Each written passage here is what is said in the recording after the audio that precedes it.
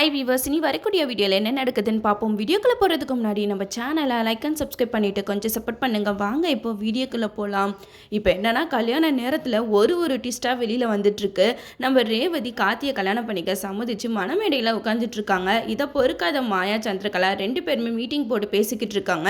என்ன நம்ம நடக்கவே கூடாதுன்னு நினச்ச கல்யாணம் நடந்துரும் போலையே அப்படின்னு சொல்லிட்டு 2 பேரும் பேசிக்கிட்டு இருக்கா. அதுக்கு மாயா சொல்கிறாங்க, ரேவதிக்கு இந்த கல்யாணத்தில் சுத்தமாக இஷ்டமே இல்லை. அவங்க அம்மா மிரட்டினால தான் இந்த கல்யாணத்துக்கு சம்மதிச்சிருக்கா. நம்ம ஒரு ஐடியா பண்ணுவோம். ரேவதி ஒரு குழந்தையை தத்து எடுத்து வளர்க்கணும்னு சொல்லிட்டு இருந்தால, எனக்கு என்னமோ ரேவதிக்கும் அந்த குழந்தைக்கு ஏதோ சம்மந்தம் இருக்குன்னு தோணுது. அந்த பாப்பாவை கடத்திட்டு தூக்கிட்டு வந்துட்டா இந்த கல்யாணத்தை நம்ம எப்படியாவது நிப்பாட்டிடலாம் அப்படின்னு சொல்லிட்டு பிளான் போடுறாங்க.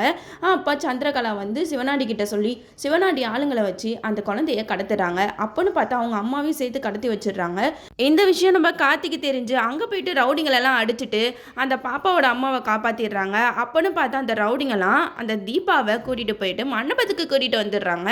நம்ம கார்த்தியும் கரெக்டாக மண்டபத்துக்கு வந்துடுறாரு. கரெக்டாக தாலி கட்டுற நேரத்தில் அம்மா அப்படின்னு சொல்லிட்டு தீபா பாப்பா ஓடி வராங்க. இதை பார்த்த சாமுண்டேஸ்வரிக்கு பெரிய ஷாக் ஆகிடுச்சு. நம்ம ரேவதியும் மனமேடி விட்டு எழுந்திரிச்சு தீபா அப்படின்னு சொல்லிட்டு அந்த பாப்பாவை கட்டிப்பிடிச்சு முட்டம் கொடுக்குறாங்க. இதெல்லாம் பார்த்தா சாமுண்டேஸ்வரி என்ன ரேவதி நடக்குதுங்க, யார் இந்த குழந்தை, இதுக்கும் உனக்கு என்ன சம்மந்தம் அப்படின்னு சொல்லிட்டு கேட்க, அப்போ எல்லாருமே தப்பாக பேச ஆரம்பிச்சிடுறாங்க. பார்த்தீங்களா இந்த குடும்பத்தோட நிலைமையை, இந்த குழந்தைய இவ்வளோ நாள் மறைச்சு வச்சு வளர்த்துருக்கா, இப்போ கடைசி நேரத்தில் அம்மானு ஓடி வருது, இதெல்லாம் எங்கே போய் முடிய போதோ அப்படிங்கிற மாதிரி எல்லாருமே பேசிக்கிட்டு இருக்கா. அப்போ ரேவதி கிட்ட சாமுண்டேஸ்வரி சொல்கிறாங்க, என்ன ரேவதி நடக்குதுங்க, இந்த குழந்தைக்கு உனக்கு என்ன சம்மதம் அப்படின்னு சொல்லிட்டு திருப்பி கேட்டுட்டு இருக்காங்க. அப்போ நம்ம ரேவதி இந்த குழந்தைய பற்றின உண்மையெல்லாம் சொல்ல ஸ்டார்ட் பண்ணுறாங்க.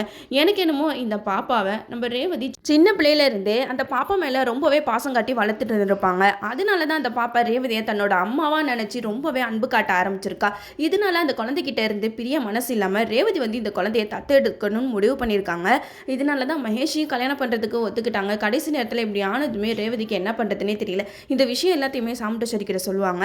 அதுக்கு சாமுண்டேஸ்வரி இதெல்லாம் கொஞ்சம் கூட நியாயமே இல்லை ரேவதி, நீ அந்த குழந்தை மேலே பாசத்தை காட்டு, அதுக்குன்னு தத்தெடுத்து வளர்க்குறேன் அப்படின்றது விஷயம்லாம் நடக்கவே நடக்காது அப்படிங்கிற மாதிரி சாமுண்டேஸ்வரி சொல்ல, அப்போ நம்ம கார்த்திக் என்ட்ரி கொடுக்குறாரு. நம்ம கார்த்திக் சொல்கிறாரு, இங்கே பாருங்க மேடம், இந்த குழந்தைய தத்தெடுத்து வளர்க்குறதுக்கு நான் முழு மனசோட சம்மதம் தெரிவிக்கிறேன் அப்படின்ட்டு நம்ம கார்த்திக் சொன்னதுமே நம்ம ரேவதி பயங்கர ஷாக்காக பார்ப்பாங்க. என்னடா இவன் இந்த குழந்தைய தத்தெடுக்க சம்மதிச்சிட்டான் அப்படின்னு சொல்லிட்டு ரேவதி ரொம்ப சந்தோஷமாக இருக்காங்க. நம்ம கார்த்திக் சாமுண்டேஸ்வரி கிட்ட சொல்கிறாங்க, இங்கே பாருங்க மேடம், அந்த குழந்தை மேலே ரேவதி எவ்வளோ பாசம் வச்சுருந்தா அந்த பாப்பா ரேவதியை இந்த அளவுக்கு நேசிச்சிருக்கோம். இவங்களை பிரிக்க எனக்கு மனசு இல்லை. அதனால இந்த குழந்தைய தத்தெடுக்கிறதுக்கு நான் முழு மனசோட சம்மதிக்கிறேன். அது இல்லாமல் நம்ம கார்த்திக் அந்த தீபா அப்படிங்கிற பேரை கேட்டோன்னே ரொம்ப எமோஷ்னல் ஆயிடுவார்.